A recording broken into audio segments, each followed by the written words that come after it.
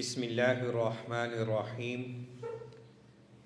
ان الحمد للہ نحمده ونستعینه ونستغفره ونعوذ باللہ من شرور انفسنا ومن سیئات اعمالنا من يهده اللہ فلا مضل له ومن يضلل فلا هادی له واشهد ان لا الہ الا اللہ وحدہ لا شریک له واشهد ان محمدا عبده ورسوله یا ایها الذین آمنوا اتقوا اللہ حق تقاته ولا تموتن الا وانتم مسلمون یا ایها الناس اتقوا ربکم الذی خلقکم من نفس واحدہ وخلق منها زوجها وبث منهما رجالا كثيرا ونساء واتقوا الله الذي تساءلون به والأرحام إن الله كان عليكم رقيبا يا أيها الذين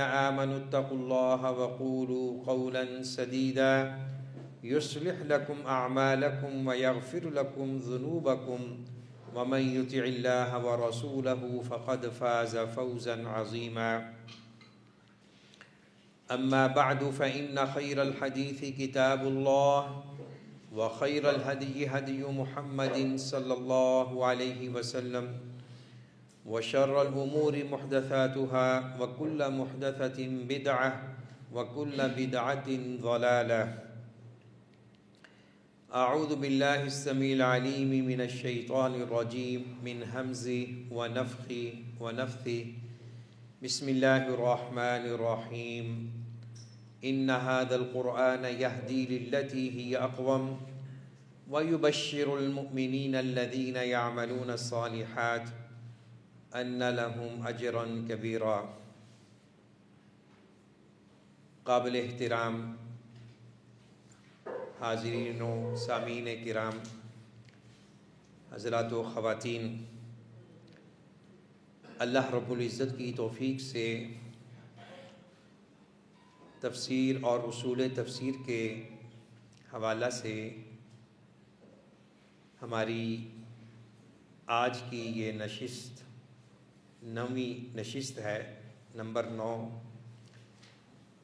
اور اس سے پہلے تقریباً 8 مجالس میں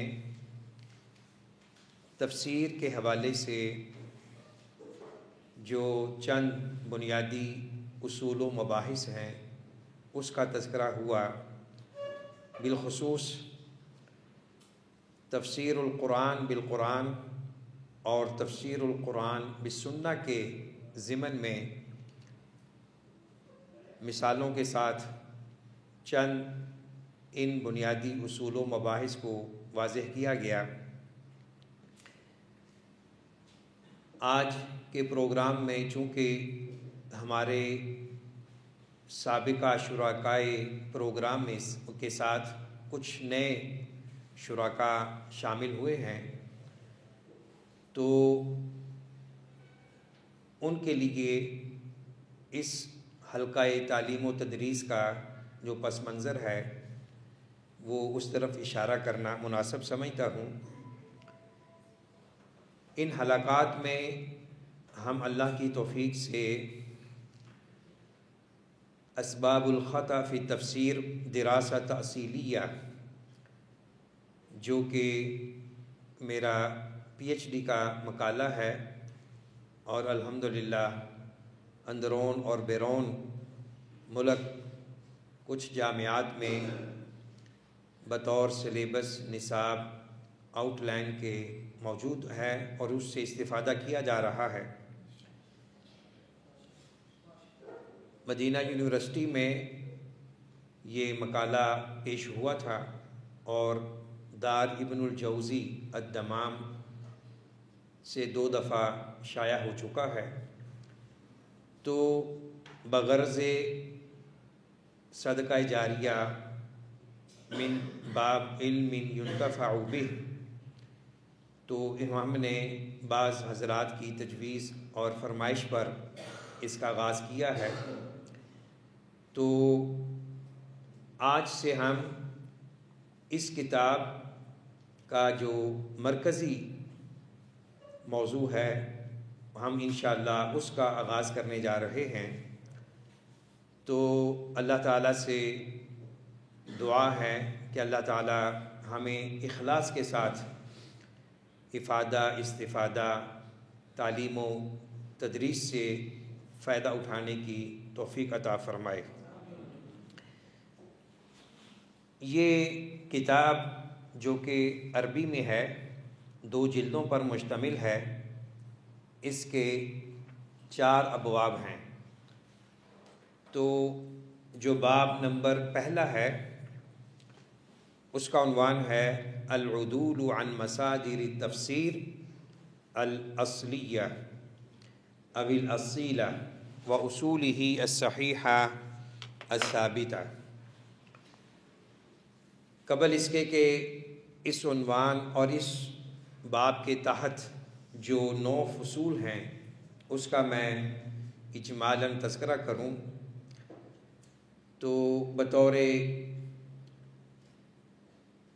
تبرک اور بطور استمداد من اللہ تعالی اس قسم کے مواقع پر جو مسنون دعائیں ہیں اس کا میں بیان کر دیتا ہوں، اس کو پڑھ دیتا ہوں، آپ لوگوں کو بھی یاد دہانی ہو جائے گی۔ اس قسم کی دعاؤں میں بڑی برکتیں ہوتی ہیں، اللہ کی طرف سے رحمتوں کا نزول ہوتا ہے، تو یہ اللہ سے مدد مانگنے کا ایک بہترین ذریعہ ہے اور اللہ رب العزت سے قرب پیدا کرنے کا ایک بہترین وسیلہ ہے۔ تو کسی بھی علمی مجلس کے آغاز میں جو دعائیں پڑھنا مسنون ہیں اور حضرات صحابہ کرام تابعین سے منقول ہیں، اسلاف امت ان دعاؤں کا بڑا اہتمام فرماتے تھے، تو ہمیں بھی ان دعاؤں کو زبانی یاد کرنا چاہیے اور ہمیں صبح و شام کے جو اذکار ہیں ان کا حصہ بنانا چاہیے ان دعاؤں کو۔ تو چند دعاؤں کی طرف میں اشارہ کرتا ہوں۔ رب زدنی علما، رب اشرح لی صدری ویسر لی امری واحلل عقدۃ من لسانی یفقهوا قولی۔ اللهم انا نسألك علما نافعا وعملا متقبلا ورزقا طيبا۔ اللهم علمنا ما ينفعنا وانفعنا بما علمتنا وزدنا علما يا اکرم الاکرمین۔ رب یسر ولا تعسر وتمم بالخیر۔ اللهم انا عبادك وابناء عبادك وابناء امائك نواصينا بيدك ماض فينا حكمك عدل فينا قضاؤك۔ نسألك اللهم بكل اسم هو لك سميت به نفسك أو أنزلته في كتابك أو علمته أحدا من خلقك أو استأثرت به في علم الغيب عندك أن تجعل القرآن ربيع قلبي ونور صدري وجلاء حزني وذهاب همي۔ اللهم ارزقنا تلاوة القرآن آناء الليل وأطراف النهار۔ اللهم اجعله حجة لنا لا حجة علينا۔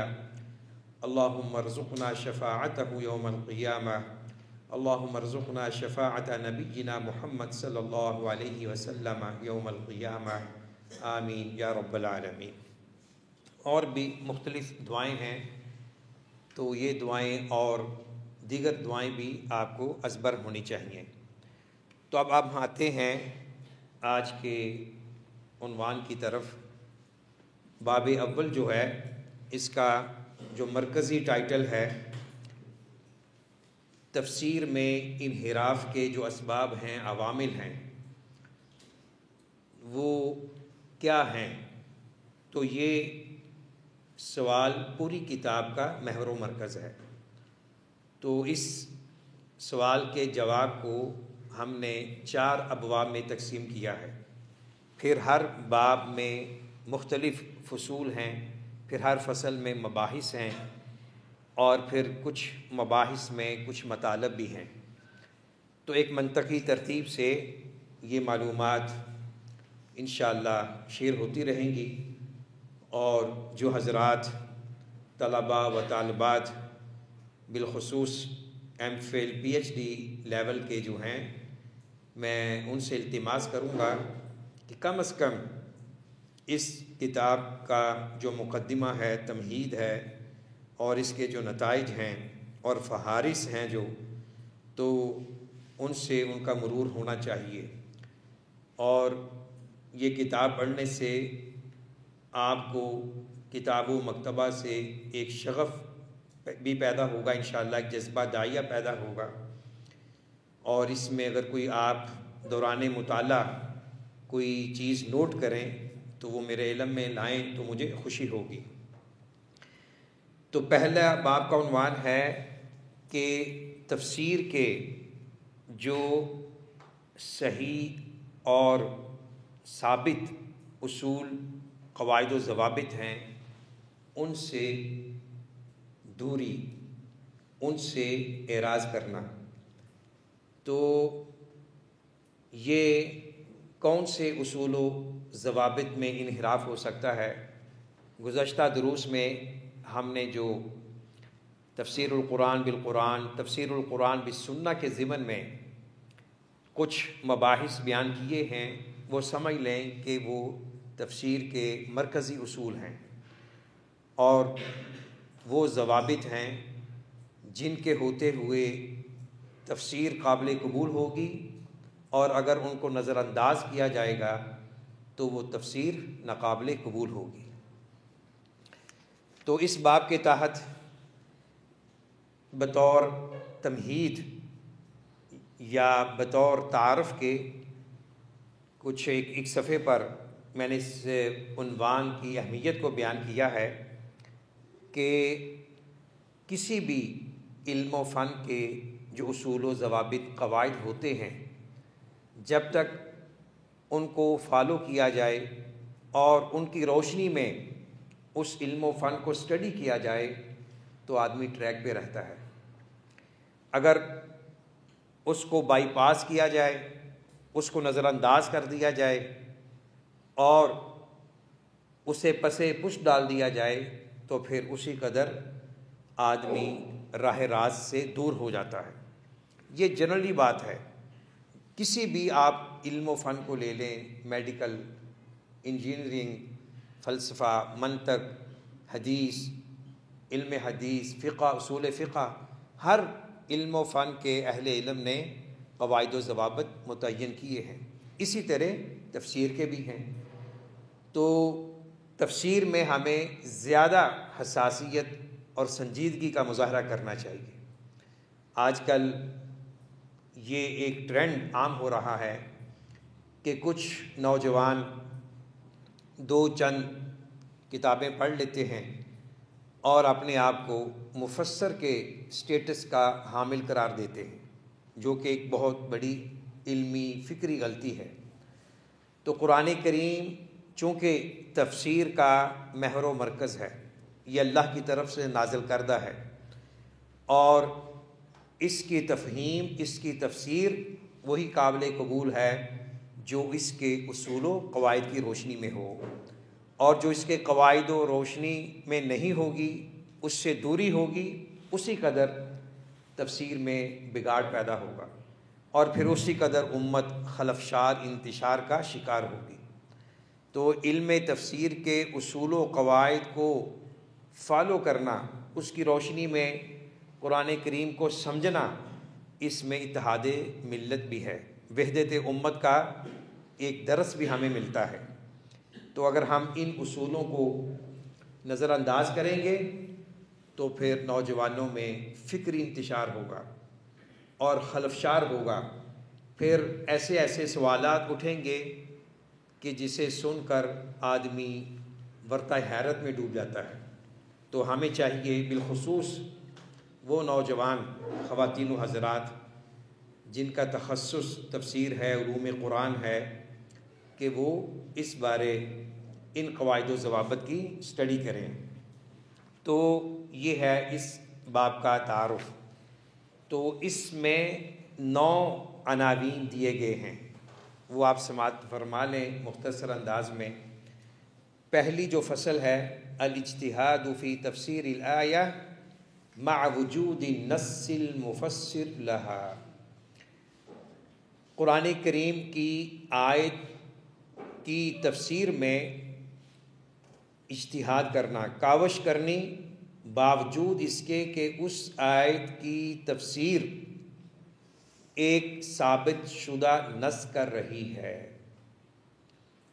اس کی انشاءاللہ ابھی آج اس کے درس میں وضاحت ہوگی۔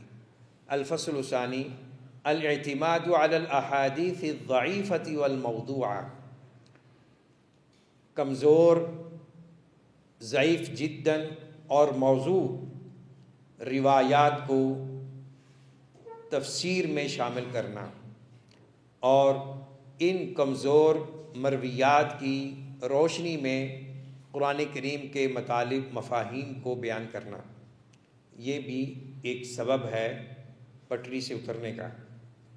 نمبر 3 الاخذ بالاسرائیلیات، اسرائیلیات کو لینا قرآن کریم کی تفسیر کرتے ہوئے، خصوصاً ان مسائل میں جن کا تعلق عقیدہ سے ہے، حلت و حرمت سے ہے، عصمت انبیاء سے ہے، تو ان قرآنی نصوص میں اسرائیلیات کو لینا یہ غلط ہے۔ نمبر 4 الاعتماد علی الظنون والحکایات، تفسیر کرتے ہوئے ان تخمینوں یا ان اوہام اور قصے کہانیوں پر اعتماد کرنا جو کہ سندن اور متنن ثابت نہیں ہے، یعنی ایسے کوئی قصہ کہانی کوئی یعنی جس کی کوئی اساس نہیں ہے، بنیاد نہیں ہے، اس کو تفسیر کی آیات میں شامل کر دینا۔ نمبر 5 الاعتماد علی مجرد اللغۃ وتفضیلها علی الاثر الصحیح، عربی زبان پر اعتماد کرنا محض اور اس کو صحیح اثر، سنت، قول صحابی پر ترجیح دینا۔ اس میں کوئی شک نہیں، قرآن عربی میں نازل ہوا ہے، لیکن اگر کوئی تفسیر جو صرف اور صرف عربی لغت کی بیس پر کی جائے، اس بنیاد پر کی جائے، اور پھر اس تفسیر کو تفسیر بالمعصور پر ترجیح دی جائے تو یہ غلط ہے۔ الاعتماد علی الفروض المجازیۃ والتضرع بالتمثیل والتخییل، جو مجاز سے متعلقہ یعنی اوہام ہیں اور تمثیل تخییل پر قرآنی آیات کو محمول کرنا، یعنی باوجود اس کے کہ آپ آیات کو ان کے حقیقی ظاہری معنی کے طور پر پیش کر سکتے ہیں، لیکن حقیقی ظاہری معنی کو چھوڑ دینا اور قرآن کریم کو مجاز پر محمول کر دینا یہ غلط ہے۔ اس کی مزید انشاءاللہ تفصیل اپنی جگہ آئے گی کہ کن حالات میں مجاز کو لینا چاہیے اور کن حالات میں مجاز پر عمل کرنا درست نہیں ہے۔ نمبر 7 الغلو بالفلسفہ والکلام، فلسفہ اور کلام کو اس قدر ترجیح دینا کہ جو تفسیر بالمعصور ہے وہ پیچھے رہے۔ فلسفہ کلام میں بھی لوگ افراط و تفرید کا شکار ہیں، تو اس کو ہم نے ایک اعتدال کے ساتھ بیان کیا ہے انشاءاللہ اہل علم کی روشنی میں، اہل علم کے اقوال و تحریرات کی روشنی میں۔ نمبر 8 الاستناد الی مجرد العقل وتفضیلہ علی النقل الصحیح، اگر کسی کے پاس یہ کتاب ہارڈ کاپی میں موجود ہے یا PDF میں ہے تو ان کی سہولت کے لیے میں صفحات بھی بتا دوں۔ ابھی ہم 86 پیج سے اسٹڈی کر رہے ہیں، تو وہ آپ صفحات کھول سکتے ہیں۔ نمبر 8 عقل کو نقل صحیح پر ترجیح دینا، یعنی ایک چیز صحیح حدیث سے ثابت، قول صحابی سے ثابت ہے، اور اس کے مقابلے میں کہنا کہ بھائی ہماری عقل کے یہ خلاف ہے، یا تفسیر القرآن بالقرآن کو عقل کے مقابلے میں کھڑا کر دینا اور عقل ہی کو ترجیح دینا، بلکہ بعض مفسرین نے تو یہاں تک کہا اور لکھا کہ عقل کی روشنی میں ہم تفسیر کریں گے، اگر عقل مانتی ہے تو فبیہا، ادروائز وہ ہم تفسیر نہیں لیں گے۔ یہ ایک وہمہ ہے، وسوسہ ہے، اس کو انشاءاللہ اپنے موضوع پر ہم بیان کریں گے۔ نمبر 9، الاخذ من المبتدع واصحاب الاہواء، اہل بدعت اور اپنی من مانی تفسیریں کرنے والوں کا اتباع کرنا اور ان سے اخذ کرنا جنہوں نے قرآنی اصول و ضوابط، یعنی تفسیر کے جو اصول و ضوابط ہے ان کو مد نظر نہیں رکھا، تو ایسے لوگوں کی تفاسیر کو لینا بھی ایک انحراف کا ذریعہ ہے۔ تو یہ 9 اس باب کے مرکزی عناوین ہیں۔ تو اب آئیے، جو آج ہماری گفتگو کا محور و مرکز ہے وہ ہے الاجتہاد فی تفسیر الآیت مع وجود النص المفسر لها، اور اس میں 3 مباحث ہیں۔ نمبر 1، نص کسے کہتے ہیں، لفظی، لغوی اور اصطلاحی اعتبار سے۔ نمبر 2، تفسیر کا جو عصری منہج ہے تفسیر بالمعصور کے حوالے سے، اس میں اہل علم نے کیا قواعد و ضوابط بیان کیے ہیں، اور جو اس منہج کی مخالفت کرتا ہے ان کا کیا موقف ہے، یعنی اسلاف امت کا، تو ان کے اقوال کی روشنی میں اس کی وضاحت ہوگی۔ نمبر 3، کچھ مثالیں دی جائیں گی، نماذج دی جائیں گی تاکہ بتایا جائے کہ یہ نتائج پیدا ہوئے ہیں ان قواعد کو نظر انداز کرنے کی وجہ سے۔ تو گویا کہ فکری اور عملی دونوں اعتبار سے انشاءاللہ ہم اس موضوع کو اسٹڈی کریں گے۔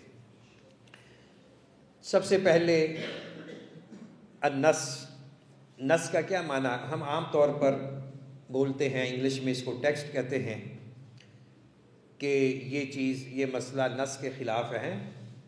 تو نص کی جو لغوی تعریف ہے، اہل علم نے، اہل لغت نے اس کے متعدد معنی بیان فرمائے ہیں۔ الارتفاع والظہور والتعیین، نص جب ہم کہتے ہیں اس کے لفظی معنی میں بلند ہونا، ظاہر ہونا اور کسی چیز کو متعین کر دینا، یہ معنی پائی جاتے ہیں۔ اور اسی سے منصت العروس کا لفظ ہے، یعنی جو دلہن یا دلہا کا سٹیج ہوتا ہے تو اس کو بھی منصت العروس کہتے ہیں، یا العریس ہیں، چونکہ وہ اوپر ہے۔ میں آپ کس سے تھوڑا سا اوپر بیٹھا ہوں، سٹیج پہ ہیں، تو اگرچہ دلہا تو نہیں ہم اسے تو لیکن یعنی جو بھی اوپر چیز ہوتی ہے نا اس کو کہتے ہیں منصت العروس، یا یعنی منصہ الجلسہ، کوئی بھی آپ کہہ لیں ہیں۔ یہ منصہ یا منصہ یہ نص سے ہے، آج کل یعنی سٹیج کو منصہ کہتے ہیں۔ تو اس کی اصطلاحی تعریف ہے ما یفید بنفسه من غیر احتمال، نص وہ دلیل ہے، وہ جملہ ہے جو بغیر کسی احتمال کے، بغیر کسی دیگر امکان کے اپنا معنی خود بخود دے، متعین کر دے کہ بھئی اس تحریر کا، اس عبارت کا یہ معنی ہے۔ اسے وضاحت کے لیے کسی امکان اور دیگر احتمال کی ضرورت نہیں، اس میں کوئی دوسرا احتمال نہ ہو، من غیر احتمال۔ اور اسی طرح بعض اہل علم نے یہ کہا ہے کہ هو الصریح فی معناه بحیث لا یشوبہ احتمال فی الدلالۃ علی المعنی، یعنی جو اپنے معنی میں واضح ہو اور معنی پر دلالت کرنے میں کسی احتمال کی آمیزش نہ ہو، یعنی واضح ہو، معنی ہو اس کا۔ تو اس کے اور بھی کچھ اطلاقات ہیں۔ بہرکیف تو لغوی اور اصطلاحی معنی میں کیا تعلق ہے، کیا ربط ہے؟ یعنی لغوی معنی ہے رفع، بلند ہونا، تو کہتے ہیں کہ أَنَّهُ نقل فی الاصطلاح ما لا يحتمل الا معنى واحد ومعنى الرفع في هذه الجملة اخذ لازم النص وهو الظہور، کہ اس میں جو لغوی معنی پایا جاتا ہے بلندی کا، ظاہر ہونا ہے، تو جب ہم نص کو نص سمجھتے ہوئے اس کو لیتے ہیں، اس پہ عمل کرتے ہیں، تو گویا کہ ہم نے جو ظاہر باہر دلیل ہے اس کو لے لیا ہے، جس میں کسی قسم کا کوئی اشکال نہیں ہے، اور وہ اپنی دلالت کے حوالے سے وہ یعنی ایک واضح اور متعین چیز ہے، اس میں کسی قسم کا امکان نہیں ہے۔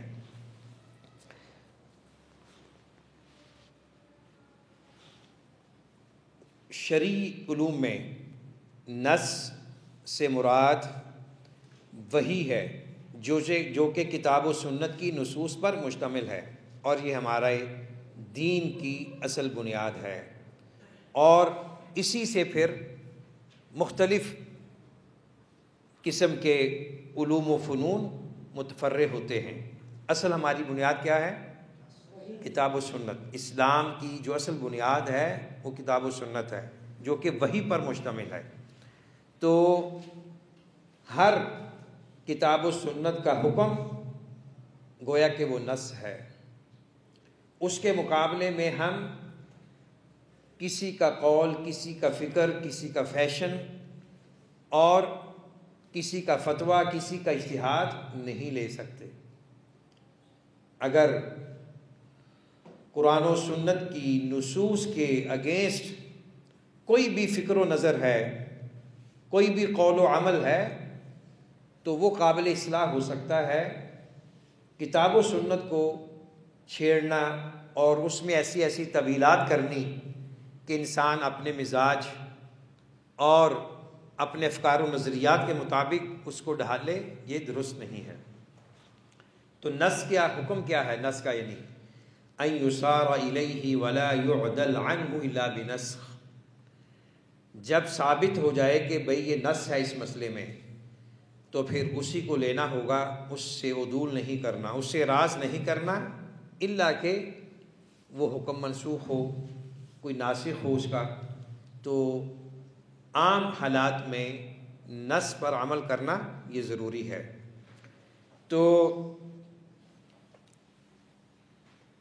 آگے بڑھنے سے پہلے ایک بات شیئر کر دوں کہ جب ہم کہتے ہیں نص پہ عمل کرنا ضروری ہے اور نص کے خلاف عمل نہیں ہوگا، تو اس کا معنی یہ نہیں ہے کہ اجتہاد کا دروازہ بند کیا جا رہا ہے۔ اجتہاد آج کل علمی حلقوں میں ایک عام اصطلاح ہے، اور اس پہ بڑی ڈسکشن ہو رہی ہے، اور اس پہ لکھا جا رہا ہے، اور اس بارے لوگ افراط و تفرید کا شکار ہیں۔ لیکن اللہ کا شکر ہے کہ علم کی روشنی جہاں جہاں پہنچ رہی ہے، وہ افراط و تفرید میں کمی آ رہی ہے۔ وہ کیا ہے؟ افراط کیا ہے؟ کہ بھائی اجتہاد کے دروازے کھلے ہیں، یہاں تک کہ نصوص کے مقابلے میں بھی ہمیں اجتہاد کی ضرورت ہے۔ قرآن کریم سے ثابت شدہ مسائل اور ثابت شدہ عقائد، افکار و نظریات جو کہ امت کے لیے مسلمات ہیں اور ان میں کوئی بات نہیں ہو سکتی، حلت و حرمت کے حوالے سے، عقائد کے حوالے سے، قول و فعل کے حوالے سے، جو احکام دین اور مسائل شریعت ثابت ہیں، اس میں اجتہاد کی ضرورت نہیں ہے۔ لوگ کیا کہہ رہے ہیں کہ جی سود کی حلت کے لیے کوئی اجتہاد کیا جائے، بے حیائی فحاشی کو پروموٹ کرنے کے لیے کوئی اجتہاد کیا جائے، اور معاشرے میں بے پردگی کو عام کرنے کے لیے ہمیں کوئی اجتہاد کی ضرورت ہے۔ شراب کی حرمت کو اسٹڈی کیا جا رہا ہے کہ اس میں کوئی نہ کوئی طریقے نکل آئیں، تو یہ نصوص کے خلاف اجتہاد ہے، ناقابل قبول ہے۔ اور تفرید کیا ہے کہ بعض لوگ کہتے ہیں کہ اجتہاد نہیں ہے، ہمارے مفتی صاحب نے، عالم صاحب نے، یا پرانی کتابوں میں جو کچھ بھی ہے وہ ہمارے لیے کافی ہے، ہمیں من و عن اسی پہ عمل کرنا ہوگا، جو اجتہاد کرے گا وہ فساد میں شامل ہو جائے گا، تو یہ بھی درست نہیں ہے۔ جن مسائل میں نصوص کتاب و سنت موجود ہیں اور اسلاف امت کا تعامل اس کی تائید کر رہا ہے تو وہ ہمارے لیے حجت ہے۔ ہاں، جو نئے مسائل آ رہے ہیں جن کا وجود گزشتہ ادوار میں نہیں ہے، ان مسائل میں نصوص کتاب و سنت کی روشنی میں اجتہاد کرنے میں کوئی رکاوٹ نہیں ہے، بلکہ یہ ہمارے دین کا ایک کمال ہے، خوبی ہے۔ ہم کہتے ہیں نا قرآن کریم ہر زمان و مکان کے لیے ہے، تو یہ تب ہی ممکن ہے کہ ہم ہر زمان و مکان میں قرآن کریم سے رہنمائی لیں، اور یہ رہنمائی ہم نے لینی ہے تفسیر کے اصولوں کو فالو کرتے ہوئے۔ یہ نہیں کہ ہم نے قرآن کریم کے معنی کو اپنے غلط اجتہاد کی روشنی میں پیش کرنا ہے، بلکہ اجتہاد کیجئے، قرآن کریم میں غور و فکر کرنا یہ قرآن کی دعوت ہے۔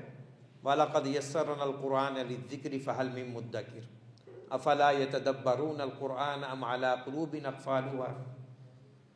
قرآن کریم تو ہمیں دعوت دیتا ہے، سینکڑوں آیات ایسی ہیں جس میں اللہ رب العزت نے تفکر، تعقل، تدبر اور قرآن کریم میں غور و فکر کی ہمیں ترغیب دی ہے، حکم دیا ہے، لیکن یہ تدبر، یہ اجتہاد، یہ اس کے کچھ اصول و ضوابط ہیں، اس کو فالو اپ کرنا ہوگا۔ تو یہ ہے اجتہاد کے حوالے سے راہ اعتدال، کہ نصوص کی موجودگی میں اجتہاد نہیں ہوگا، اور جہاں نصوص خاموش ہیں جن مسائل میں، وہاں آپ اجتہاد کریں، اور اس اجتہاد کے لیے بھی اہم شروط ہیں، قواعد و ضوابط ہیں، اصول فقہ کی کتابوں میں وہ علوم و فنون پڑھائے جاتے ہیں، تو مجتہد کے لیے بھی شروط و صفات ہیں۔ تو جب ہم کہتے ہیں کہ نص کی موجودگی میں تفسیر قرآن میں اجتہاد کرنا، تو اس تناظر میں نص سے ہم دو بڑے بڑے مفہوم ہمارے سامنے ہوتے ہیں۔ ایک یہ کہ وہ نص جس کا اصل قرآن کریم کی آیت کی طرف ہو، خواہ قرآن کریم کی یہ آیت اسی مقام پر ہو جو پہلی آیت کے لیے تفسیر بن رہی ہے اور اس کا معنی واضح ہو، یا کسی دوسری آیات میں، دوسرے مقام میں وہ آیات موجود ہوں، لیکن وہ آیات قرآن کریم کی تفسیر بن رہی ہوں۔ تفسیر القرآن بالقرآن کے بارے میں غالباً لیکچر نمبر 6 اور 7 میں تفصیلی بحث ہو چکی ہے، تو جو حضرات اس میں مزید معلومات لینا چاہیں وہ لیکچر سن لیں۔ اسی طرح ہر وہ حدیث صحیح جو آپ صلی اللہ علیہ وسلم سے ثابت ہے، صحابہ کرام کا قول، ان کا اثر، قولی طور پر،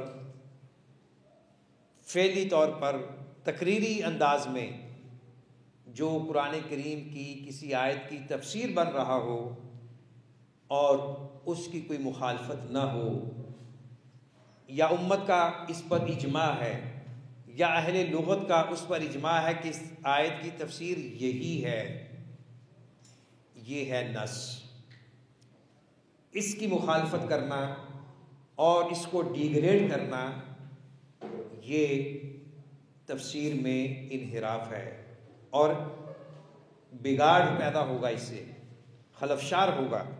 اسی طرح دوسرا مفہوم نص سے یہ ہے کہ ہر وہ دلیل قرآن و سنت کی، اقوال صحابہ میں سے جو کہ کسی آیت کی تفسیر کے طور پر اسے پیش کیا گیا ہے، اور اس نص کا جو اظہار ہے کیسے ہو، کسی سوال کی جواب کی شکل میں ہو، یا کسی آیت کا سبب نزول بن رہا ہو، یا کسی صحابی کا سوال ہے، اشکال ہے، اس کی وضاحت کی گئی ہے، نبی اکرم صلی اللہ علیہ وسلم نے کی ہے، قرآن کی روشنی میں کی ہے، یا آپ نے اپنے فرمان مبارک سے کی ہے، یا آپ صلی اللہ علیہ وسلم نے اس آیت کی تلاوت کی پھر اس کا معنی بیان کر دیا، یا پھر آپ نے پہلے معنی بیان کیا اور پھر تلاوت کی،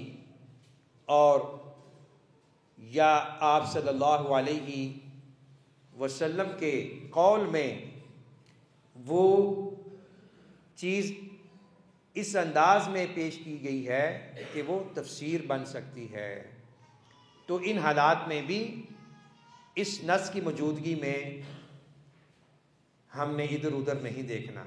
یہ جو میں نے آپ کو کچھ مظاہر بتائے ہیں نا، ان کی اگر آپ عملی مثالیں دیکھنا چاہتے ہوں تو صفحہ نمبر 90 کے حاشیہ میں نے مصادر مراجع کے ساتھ وہ یعنی حوالہ دے دیا ہے۔ مثلا وہ آیت جو کسی سوال کا جواب ہے، سبب نزول ہے، کسی اشکال کو رفع کرنا ہے، ان سب چیزوں کی اگر آپ مثالیں دیکھنا چاہتے ہوں تو نیچے صحیح احادیث میں آپ کو یہ مثالیں ملے گی، آپ یہ اسٹڈی کر سکتے ہیں۔ اگر ہم یہی مثالیں بھی یہاں بیان کریں تو بات لمبی ہو جائے گی۔ تو یہ ہے نص۔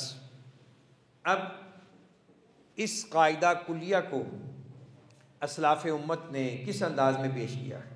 یعنی یہ کوئی جدید بات نہیں ہے، بلکہ بڑے بڑے اساتین علم، بالخصوص کبار مفسرین جن کی تفاسیر سے آج بھی امت مستفید ہو رہی ہے، یہ ان کا بھی منہج رہا ہے۔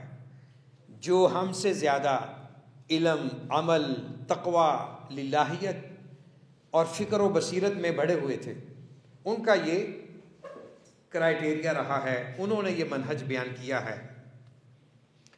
نبی اکرم صلی اللہ علیہ وسلم کے زمانے سے لے کر آج تک جو مفسرین جنہوں نے بڑے خلوص و وفا کے ساتھ اور صحیح منہج کو فالو کرتے ہوئے قرآن کریم کو سمجھایا، ان کا یہ منہج ہے۔ تو ان اسلاف امت میں سے جو چند تعبیرات، عبارات ہیں وہ سماعت فرما لیں۔ امام ابن العربی رحمہ اللہ، یہ کون ہیں؟ احکام القرآن کے مؤلف، بہت بڑے بڑے علماء جو نصیحت کرتے ہیں جن تفسیری کتابوں کے مطالعہ کی، ان میں سے یہ کتاب احکام القرآن ہے۔ تو یہ ابن العربی مفسر، فقیہ اور فخر المغرب کے لقب سے ملقب ہیں، اور بڑا ان کا ایک کنٹریبیوشن ہے تفسیر میں۔ تو یہ امام صاحب کیا فرما رہے ہیں اسی منہج کے حوالے سے؟ یہ احکام القرآن جلد نمبر 3 صفحہ نمبر 113 میں ان کا یہ قول موجود ہے عربی میں، تو میں اس کا خلاصہ آپ کے سامنے پیش کر دیتا ہوں۔ وہ قول باری تعالی وَلَقَدْ آتَيْنَاكَ سَبْعًا مِّنَ الْمَثَانِي وَالْقُرْآنَ الْعَظِيمِ، اس کی تفسیر کے ضمن میں وہ بیان فرماتے ہیں، یعنی اقوال علماء کو ذکر کرنے کے بعد اور نبی اکرم صلی اللہ علیہ وسلم کی جو تفسیر ہے وہ ثابت ہے اس آیت کی، اس کے بعد کیا فرماتے ہیں؟ وَبَعْدَ تَفْسِيرِ النَّبِيِّ صلی اللہ علیہ وسلم فَلَا تَفْسِيرَ وَلَيْسَ لِلْمُعْتَرِضِ إِلَىٰ غَيْرِهِ إِلَّا النَّكِيرُ، اور وَقَدْ كَانَ يُمْكِنُ لَوْلَا تَفْسِيرُ النَّبِيِّ صلی اللہ علیہ وسلم أَنْ أُحَرِّرَ فِي ذَلِكَ مَقَالًا وَجِيزًا۔ اللہ اکبر۔ مختصر بات یہ ہے، کہتے ہیں کہ نبی اکرم صلی اللہ علیہ وسلم کی تفسیر اس آیت میں موجود ہے، تو اسی کو لینا افضل اور ضروری ہے۔ کہتے ہیں کہ اگر نبی اکرم صلی اللہ علیہ وسلم کی تفسیر نہ ہوتی تو میں اس آیت کی تفسیر میں شاندار ایک مقالہ لکھتا، میں پھر ایسی باتیں پیش کر سکتا تھا کہ آپ سن کر پڑھ کر آپ خوش ہوتے، آپ کو اچھا لگتا، لیکن آپ صلی اللہ علیہ وسلم کی تفسیر آ چکی ہے تو اسی پر ہمیں اکتفا کر لینا چاہیے۔ یہ کون کہہ رہے ہیں؟ جو بہت بڑے مفسر ہیں، جن کا ایک مقام و کام ہے تفسیر کے حوالے سے، فقہ کے حوالے سے۔ جی، تو کہتے ہیں کہ جو آپ صلی اللہ علیہ وسلم کی تفسیر میں جو مغز ہے، جو جوہر ہے، وہ کسی اور کی بات میں نہیں ہو سکتا۔ نمبر 2، امام رازی رحمہ اللہ، جن کی التفسیر الکبیر شہرہ فاق کتاب، اس کے پڑھنے کے لیے 10 علوم و فنون میں مہارت حاصل کرنا ضروری ہے۔ وقت کے بہت بڑے فقیہ تھے، متکلم تھے، اور انہوں نے فلسفی اور کلامی مناہج کی نہ صرف اسٹڈی کی بلکہ ان پر درک حاصل کیا، گہرائی حاصل کی۔ گہرائی کے ساتھ پھر آپ نے اپنے وقت کے جو اہل فلسفہ و کلام تھے ان پہ رد بھی کیا، بالخصوص وہ لوگ جو یہ سمجھتے تھے کہ قرآن کو صرف فلسفہ و منطق ہی کی روشنی میں سمجھنا چاہیے، جیسا کہ آج کل بھی اس مزاج کے، اس فکر کے حاملین ہیں کہ بھائی قرآن کو سمجھنا ہے، پہلے منطق پڑھو، فلسفہ پڑھو، ریاضی پڑھو، سائنس پڑھو، کیمسٹری بایو پڑھو، پھر اس کے بعد قرآن سمجھو۔ یہ تکلف ہے، تصنع ہے۔ تو امام صاحب فرماتے ہیں، اپنی ان کا یہ ایک قول ہے، لقد تأملت الطرق الكلامية والمناهج الفلسفية فما رأيتها تشفي عليلا ولا تروي غليلا ورأيت أقرب الطرق طريقة القرآن۔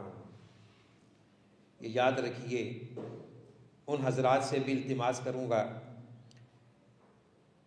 جو فلسفہ و کلام کو قرآن کریم کی ظاہری نصوص پر مقدم کر دیتے ہیں، اس کے ظاہری مفہوم کو چھوڑ دیتے ہیں اور ہیلوں بہانوں سے فلسفہ و کلام کا سہارا لیتے ہوئے لوگوں کو قرآن کریم کے مفاہیم سے بھی دور کر دیتے ہیں۔ وہ بیچارے لوگ پریشان ہو جاتے ہیں کہ تفسیر، قرآن ہم سے کیا چاہتا ہے، اس تفسیر سے ہم نے کیا اخذ کرنا ہے۔ تو فلسفہ و کلام پر بات انشاءاللہ اپنے وقت پہ آئے گی۔ تو یہ امام رازی رحمہ اللہ وہ کیا فرما رہے ہیں؟ تفسیر القرآن بالقرآن کے ضمن میں فوجب ان يكون هنا مفسرا بذلك لأن تفسير كلام الله تعالى بكلام الله اقرب الطرق الى الصدق والصواب۔ یہ میں حوالہ اس لیے دیا ہے تاکہ امام رازی، جن کی کتاب بڑی ایک کہنے کے فلسفہ و کلام سے معمور ہے، جیسا کہ میں نے کہا کہ یہ عام لوگوں کی بات نہیں ہے کہ اس کو سمجھیں، تو وہ فرماتے ہیں کہ اللہ کے کلام کو بیان کرنا اللہ کے کلام کے ساتھ، یہ بہترین طرق میں سے ہے، اقرب ترین ہے حق اور سچ کی طرف، یہ راستہ لے جانے والا ہے۔ تو قرآن کی تفسیر قرآن کی روشنی میں، حدیث کی روشنی میں، آثار صحابہ کی اور اقوال تابعین کی روشنی میں، یہ ایک ایسا منہج ہے جس کی تائید امام صاحب بھی کر رہے ہیں۔ اور تیسرا بہت بڑا نام العز بن عبد السلام رحمہ اللہ، جو سلطان العلماء شیخ الاسلام کے نام سے موسوم ہے، اور جن کی آپ لوگ کتاب بھی پڑھ رہے ہیں، شرح عقیدہ طحاویہ ہے، تو یہ تفسیر میں بھی ان کا ایک نام ہے۔ ان کا قول ہے الاشارۃ الی الاجاز فی بعض انواع المجاز، کتاب ہے ان کی، اس میں وہ فرماتے ہیں اسی یعنی تفسیری منہج کو بیان کرتے ہوئے، وَأَوْلَى الْأَقْوَالِ مَا دَلَّ عَلَيْهِ الْكِتَابُ فِي مَوْضَعٍ آخَرَ أَوِ السُّنَّةِ أَوْ إِجْمَاعُ الْأُمَّةِ، کہ بہترین اور صحیح ترین تفسیری اقوال میں سے کیا ہے؟ تفسیر القرآن بالقرآن، تفسیر القرآن بالسنہ، یا وہ تفسیر جس پر اجماع امت ہو چکا ہے۔ تو اس تفسیر کو ہم ڈی گریڈ نہیں کر سکتے، اس کو لینا ہوگا۔ اور آپ میں سے بعض نے مقدمہ فی اصول تفسیر پڑھا ہوگا شیخ الاسلام ابن تیمیہ رحمہ اللہ کا، اور بعض مدارس میں وہ بطور سلیبس کی طرح پڑھائی جاتی ہے، مجھے بھی اس کی تدریس کا شرف حاصل ہے۔ تو میں جملہ حاضرین و سامعین سے ریکویسٹ کروں گا کہ اس کتاب پر فوکس کریں۔ کون سی؟ مقدمہ فی اصول تفسیر ابن تیمیہ رحمہ اللہ، اس کا اردو میں ترجمہ بھی ہے، اور 3-4 طبعات تحقیقات کے ساتھ آپ کو کسی بھی مکتبہ سے مل سکتی ہے۔ اور جو ایک بہترین محقق طبع ہے وہ ہے ڈاکٹر عدنان زرزور کی تحقیق سے، شیخ محمد بن صالح العثیمین رحمہ اللہ، ان کی یہ بھی شرح کے ساتھ یہ کتاب موجود ہے۔ ایک شیخ محمود نصار صاحب ہیں، ان کی بھی تحقیق ہے، اور بھی 2-4 تحقیقات ہیں، لیکن نص کے اعتبار سے یعنی اس کتاب کی جو ٹیکسٹ ہے، جو نص ہے، اور اس کو یعنی جس انداز میں انہوں نے پیش کیا ہے بہترین انداز میں، وہ ہے ڈاکٹر عدنان زرزور۔ تو یہ جو نسخہ ہے آپ کی ذاتی لائبریری میں ہونا چاہیے۔ تو اس میں انہوں نے بنیادی قواعد، ضوابط، اصول بیان کر دیے ہیں تفسیر القرآن کے حوالے سے۔ تو ان کی عبارت کا جو خلاصہ ہے وہ سن لیجئے۔ اسی طرح کیا یہ کلام ان کی کتاب مجموع الفتاوی لابن تیمیہ میں بھی ہے، اور اسی طرح کا کلام ان کے شاگرد رشید حافظ ابن کثیر رحمہ اللہ کی کتاب، کیا نام ہے اس کتاب کا؟ تفسیر القرآن العظیم ہے۔ یہ بڑی عمدہ کتاب ہے، بالخصوص تفسیر بالماثور کے حوالے سے۔ تو یہ بات جو میں بھی آپ کو شیئر کرنے جا رہا ہوں، یہ بات حافظ ابن کثیر نے بھی لکھی ہے اپنی کتاب کے مقدمہ میں۔ وہ کیا فرماتے ہیں؟ چونکہ وقت کم ہے تو میں اس کا ترجمہ کر دیتا ہوں سہل انداز میں، کہ بہترین صحیح ترین جو راستہ ہے تفسیر کا وہ ہے قرآن کی روشنی میں۔ کیوں؟ بہت سی آیات میں اجمال ہے، اختصار ہے، ابہام ہے، اور اس کی وضاحت قرآن کریم کے دوسرے مقام پہ ہوتی ہے۔ اسی طرح اگر آپ کو تفسیر القرآن میں تشفی نہ ہو، یعنی قرآنی آیت کی کسی آیت کی تفسیر آپ کو نہ مل سکے، تو پھر کہتے ہیں کہ سنت کی طرف آ جائیں۔ قرآن و سنت ہی ہمارا دین ہے، اس کی وہ ہمارے شریعت، ہماری فقہ کی بنیاد ہے۔ بعض لوگ یہ سمجھتے ہیں کہ فقہ اور چیز ہے قرآن و سنت اور چیز ہے۔ جو قرآن و سنت سے فقہ کا استنباط ہوا ہے، استخراج ہوا ہے، ائمہ کے اجتہادات نے وہ ہمیں پیش کیا ہے، وہ بھی ہمارا مصدر علم ہے، ہم اس کو اگنور نہیں کر سکتے۔ فقہ کو اور قرآن و سنت کو آپس میں ایک دوسرے کے مقابل کھڑا کرنا یہ جائز نہیں ہے، درست نہیں ہے، غلط فہمی ہے۔ بہت سی فقہ قرآن و حدیث کو بیان کر رہی ہے وہ سر آنکھوں پر، وہ فقہ جو نصوص کتاب و سنت کے الٹا ہے وہ ہم نہیں لیں گے۔ سمجھ آ گئی نا بات؟ تو اس میں بھی لوگ افراط و تفرید کا شکار ہیں۔ بعض فقہ کا نام سنتے ہی وہ چڑ جاتے ہیں کہ پتہ نہیں ہم کسی اور مذہب میں جا رہے ہیں، اور بعض لوگ جب ہم نصوص کتاب و سنت کا تذکرہ کہتے ہیں وہ کہتے ہیں کہ ہماری فقہ میں یہ ہے۔ بھئی فقہ وہ کہاں سے نازل ہوئی ہے؟ وہ فقہ بھی قرآن و سنت کے معانی مطالب پر مشتمل ہے، وہ علماء اہل علم کا اجتہاد ہے۔ تو ہر وہ اجتہاد جو قرآن و سنت کی نصوص کے قریب تر ہے وہ سر آنکھوں پر، اور ہر وہ قیاس، اجتہاد، فکر و نظر جو نصوص وحی کے الٹ ہے وہ ہم اس کو نہیں لیں گے۔ اور جو ہمارے اسلاف امت ہیں، ائمہ اربعہ اور دیگر محدثین، فقہاء، بڑے بڑے اعلام، اساتین علم و ادب، انہوں نے صراحت کی ہے اذا صح الحدیث فہو مذہبی۔ تو قرآن اور صحیح حدیث یہ لینا اصل منہج ہے۔ تو اگر سنت اور قرآن کا کیا تعلق ہے، اس پر ہمارے تقریباً گزشتہ 2 لیکچر میں بات ہو چکی ہے، آپ اس سے استفادہ کر سکتے ہیں۔ اگر تفسیر نہ قرآن میں ہے نہ سنت میں ہے تو پھر کیا کرنا ہے؟ اقوال صحابہ، اقوال وہ صحابہ کرام، بالخصوص خلفائے راشدین، عبداللہ بن مسعود، عبداللہ بن عباس، علی بن ابی طالب، ابی بن کعب رضی اللہ عنہم اجمعین، جنہوں نے قرآن کریم کے فہم، تفہیم اور تفسیر میں اپنی زندگیاں بسر کر دی، اور پھر ان سے ان کے شاگرد تابعین نے اخذ کیا ہے، ان کے اقوال ہمارے لیے حجت ہیں، ہمیں ان کی طرف رجوع کرنا ہوگا۔ اگر ان میں بھی نہیں ہے تو پھر جمہور مفسرین کے نزدیک ہم قول تابعی کی طرف رجوع کریں گے۔ تو یہ ہے تفسیر کا ایک وہ منہج جسے ہم تفسیر القرآن بالماسور کہتے ہیں۔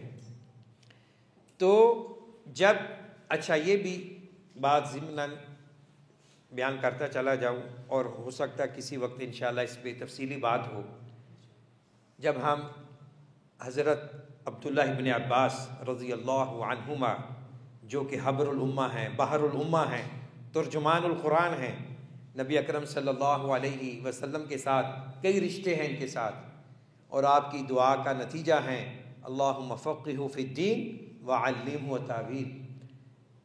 آپ ان کا منہج پڑھیں، تفسیر میں ان کا منہج کیا تھا، ان کا بھی یہ سیم منہج ہے، ان سے منقول ہے۔ وہ فرماتے ہیں کہ سب سے پہلے میں تفسیر القرآن بالقرآن، پھر تفسیر القرآن بالسنہ، اگر ان دونوں میں تفسیر نہ ملے تو پھر میں شیخین کی طرف رجوع کرتا ہوں، یعنی حضرت ابو بکر صدیق اور حضرت عمر فاروق رضی اللہ تعالی عنہما۔ اگر ان سے بھی نہ ملے پھر وہ دیگر صحابہ سے، اور پھر اپنے بصیرت، اجتہاد کو استعمال میں لاتے ہیں، لغت عرب پر ان کا اعتماد ہوتا ہے۔ تو اسی طرح وہ امام ابن تیمیہ رحمہ اللہ فرماتے ہیں وَمِمَّا يَنبَغِي أَن يُعْلَمْ أَنَّ الْقُرْآنَ وَالْحَدِيثَ إِذَا عُرِفَ تَفْسِيرُهُ مِنْ جِهَةِ النَّبِيِّ صلی اللہ علیہ وسلم لم يحتج فی ذلك الى اقوال اہل اللغة ولا غیرهم، کہ جب نبی اکرم صلی اللہ علیہ وسلم اور اس سے پہلے یعنی حدیث، قرآن کریم اور حدیث کی شرح، تفسیر آپ صلی اللہ علیہ وسلم کی طرف سے ہمیں مل جائے تو پھر کسی اور کی طرف جانے کی ضرورت نہیں ہے، بالخصوص اہل لغت کی طرف۔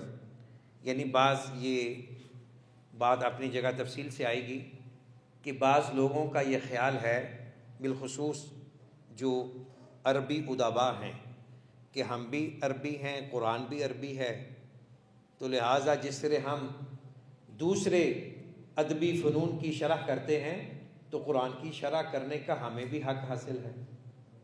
سمجھے ان کا اشکال؟ بازار تو بات سمجھ میں یعنی لوگ متاثر ہوتے ہیں، لیکن نہیں، ہر عربی مفسر قرآن نہیں ہو سکتا۔ سمجھے؟ یہ اللہ کا کلام ہے، اس کو سمجھنے کے لیے کچھ اصول و ضوابط ہیں، تو جب تک وہ عربی ادیب صاحب اس میں درک حاصل نہیں کریں گے وہ تفسیر قرآن کے مجاز نہیں ہو سکتے۔ تو قرآن کی تفسیر اگر ان ذرائع سے مل جائے تو پھر ہمیں وہ تفسیر لینے کی ضرورت نہیں ہے جس کی اساس عربی ہے، اور وہ تفسیر بالمعصور کے الٹ بند ثابت ہو رہی ہے۔ سمجھ آ گئی؟ اسی طرح کچھ اقوال ہیں ابن جزئی الکلبی کے اور امام علوسی رحمہ اللہ کے، وہ بھی ایک مختصر سن لیجئے۔ وہ فرماتے ہیں، سیاق و سباق تھوڑا سا طویل ہے، میں جو محل شاہد جملہ ہے وہ شیئر کرنا چاہوں گا۔ وَهَلْ بَعْدَ قَوْلِ رَسُولِ اللَّهِ صلی اللہ علیہ وسلم الصَّادِقِ الْأَمِينِ قَوْلٌ لِقَائِمٍ أَوْ قِيَاسٌ لِقَائِسٍ ہیہات ہیہات دون ذالک احوال۔ کہتے ہیں کہ بھائی جب اللہ کے رسول صلی اللہ علیہ وسلم کا فرمان آ جائے تو پھر کسی قائل کے قول کو، کسی قیاس کرنے والے کے قیاس کو لینے کی ضرورت نہیں ہے، تو پھر ہمیں سنت اور حدیث ہی کو فالو کرنا چاہیے۔ علامہ شنقیطی رحمہ اللہ جو بہت بڑے ماضی قریب کے محدث، فقیہ، لغوی گزرے ہیں، جن کی کتاب ہے بڑی شہرہ فاق، کس کو نام یاد ہے ان کی کتاب کا؟ شاباش، اضواء البیان فی ایضاح القرآن بالقرآن۔ قرآن کی تفسیر قرآن کی روشنی میں انہوں نے کی ہے، 10 جلدیں ہیں اس کی۔ کچھ آخری کام رہ گیا تھا، وہ ان کے شاگرد حضرت شیخ عطیہ محمد سالم رحمہ اللہ نے کیا ہے، تو یہ کتاب مطبوع ہے۔ اگر کوئی تفسیر القرآن بالقرآن پلس تفسیر القرآن باللغہ کو پڑھنا چاہتا ہو تو اس کتاب کو وہ لے۔ لغت کا بھی انہوں نے بڑا استعمال کیا ہے، لیکن ایک قانون اور ضابطے کے تحت۔ تو وہ کیا فرماتے ہیں، قرآن کریم کی تفسیر کی جو اقسام بیان کی انہوں نے، اولها بیان القرآن بالقرآن لاجماع العلماء على ان اشرف انواع التفسیر واجلها تفسیر کتاب اللہ بکتاب اللہ، اذ لا احد اعلم بمعنى کلام اللہ جل وعلا من اللہ جل وعلا۔ ان کی آپ تقاریر سنیں، کتابیں پڑھیں، یہ ماشاءاللہ یہ جل وعلا بڑا استعمال کرتے ہیں۔ جب اللہ تعالیٰ کا نام لیتے ہیں نا، اللہ جل وعلا، یہاں بھی انہوں نے 2 دفعہ استعمال کیا۔ کہتے ہیں کہ بہترین تفسیر کیا ہے؟ قرآن کی تفسیر قرآن کی روشنی میں، اس پر اجماع امت ہے۔ اور پھر انہوں نے ایک لاجک پیش کی ہے۔ بعض نوجوان کہتے ہیں کہ بھئی اس مسئلے کی لاجک کیا ہے، عقلی بات کیا ہے؟ کہتے ہیں کہ یاد رکھو، اللہ کے کلام کو اللہ سے بڑھ کر کوئی اور نہیں سمجھ سکتا۔ سمجھ آ گئی؟ کیوں؟ سورہ ہود کی پہلی آیت پڑھیں، الف لام را کتاب احکمت آیاتہ ثم فصلت من لدن حکیم خبیر۔ پڑھ کر کون اس کو سمجھنے والا ہو سکتا ہے، اس کی تفسیر بیان کرنے والا ہو سکتا ہے؟ اور جس کے سینہ اطہر پر نازل ہوا ہے اس سے بڑھ کر مفسر کون ہو سکتا ہے؟ پاک باز نفوس قدسیہ کے زمانے میں نازل ہوا ہے، ان سے بڑھ کر مفسر قرآن کون ہو سکتا ہے؟ وَإِنَّهُ لَتَنزِيلُ رَبِّ الْعَالَمِينَ نَزَلَ بِهِ الرُّوحُ الْأَمِينُ عَلَى قَلْبِكَ لِتَكُونَ مِنَ الْمُنذِرِينَ بِلِسَانٍ عَرَبِيٍّ مُبِينٍ وَإِنَّهُ لَفِي زُبُرِ الْأَوَّلِينَ۔ تو اور بھی اہل علم کے اقوال ہیں، تو ان سب کا خلاصہ کلام یہ ہے کہ تفسیر القرآن بالقرآن، تفسیر القرآن بالسنہ، تفسیر القرآن باقوال صحابہ، تفسیر القرآن باقوال تابعین، یہ تفسیر القرآن کا ایک بنیادی اساسی منہج ہے۔ اور جب تفسیر ان ذرائع سے ہم تک پہنچ جائے تو پھر کسی اور اجتہاد، کسی اور فکر و نظر کی ضرورت نہیں ہے۔ ہاں، آپ تفسیر بالمأثور کے اس منہج کے تناظر میں، اس کی روشنی میں غور و فکر کر سکتے ہیں، تدبر کر سکتے ہیں، قرآن کریم کی حکمتیں، اسرار و رموز کو بیان کریں، اس پر کوئی قدغن نہیں ہے۔ اور دوسری بات اور اہم، جب ہم کہتے ہیں تفسیر القرآن بالسنہ بقول صحابی، تو اس سے مراد وہ سنت، وہ حدیث، وہ قول صحابی جو ثابت ہے صحیح سند سے۔ موضوع کمزور روایات کے ذریعے تفسیر کرنا وہ ہمارا مقصود و مطلوب نہیں ہے۔ اگرچہ بعض اہل علم کہتے ہیں کہ موضوع روایات کو بیان کر لینا چاہیے، ہم قوم کو اللہ کے قریب کر رہے ہیں، قرآن کے قریب کر رہے ہیں، لیکن یہ فلسفہ غلط ہے۔ جس طرح اللہ کا کلام برحق سچا ہے، تو اس کی تفسیر کے لیے وسیلہ ذریعہ بھی مستند ہونا چاہیے، اتھینٹک ہونا چاہیے۔ اللہ رب العزت سے دعا ہے اللہ تعالی ہمیں فہم قرآن کی توفیق عطا فرمائے، قرآن کریم پر عمل کرنے کی توفیق عطا فرمائے۔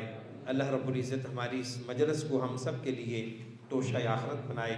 انشاءاللہ اگلی نشست میں ہم نے جو آج یہ کچھ باتیں بیان کی ہیں، ان کے حوالے سے کچھ عملی قرآن کریم سے یعنی مثالیں دیں گے تاکہ مزید وضاحت ہو جائے۔ اللہ تعالی ہمیں سچ بات کہنے کی، سننے کی، سنانے کی اور اس پر عمل کرنے کی توفیق عطا فرمائے۔ سبحانک اللہم ربنا و بحمدک اشہد ان لا الہ الا انت نستغفرک و نتوب الیک۔ کسی کے پاس کوئی سوال ہے یا جو آن لائن جن حضرات خواتین نے جوائن کیا ہے وہ سوالات بھیج سکتے ہیں۔ چند منٹ انشاءاللہ ہم آپ کی خدمت میں موجود ہیں، تو اس کے بعد انشاءاللہ اگلی نشست میں بات ہوگی۔ تو اگر ابھی سوال کوئی نہیں ہے تو نماز عشاء کے بعد تقریباً آدھا گھنٹہ جو ہمارا واٹس ایپ گروپ ہے اس کو اوپن رکھوں گا، تو اس میں آپ سوالات شیئر کر سکتے ہیں۔ اور باقی حسب اعلان کہ ہر جمعرات کو نماز مغرب سے عشاء تک اس دوران آپ استفسارات، سوالات سینڈ کر سکتے ہیں۔ بارک اللہ فیکم۔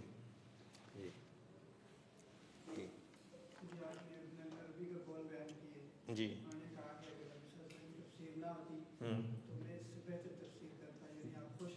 ہاں جی،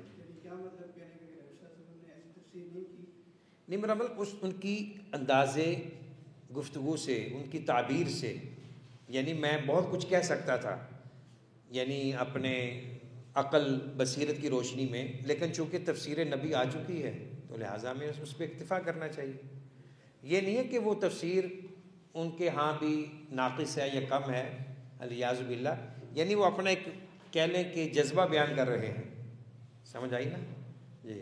یعنی اللہ کے رسول صلی اللہ علیہ وسلم کی تفسیر کے مقابلے میں مزید کچھ کہنا مناسب نہیں ہے۔ یہ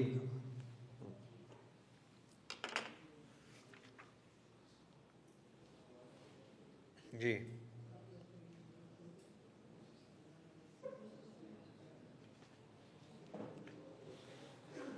یہ ان کا جو الفاظ ہے نا، آپ مزید اس میں دیکھ لیں، احکام القرآن جلد نمبر 3 113 صفحہ، آخری الفاظ دیکھیں، الا ان الجوہر الاغلی من عند النبی صلی اللہ علیہ وسلم اولا واعلی، کہتے ہیں میں اپنے انداز میں وہ ادیب لغوی بھی تھے نا، کہتے ہیں میں اگر جو کچھ کہوں کہہ سکتا ہوں، لیکن یاد رکھیں آپ صلی اللہ علیہ وسلم سے جو یعنی مہنگا ترین جوہر ہے وہ اولا ہے، اعلیٰ ہے، سب سے بلند، تو آپ کی فصاحت و بلاغت کا کوئی یعنی مقابلہ نہیں ہے۔ بارک اللہ فیکم۔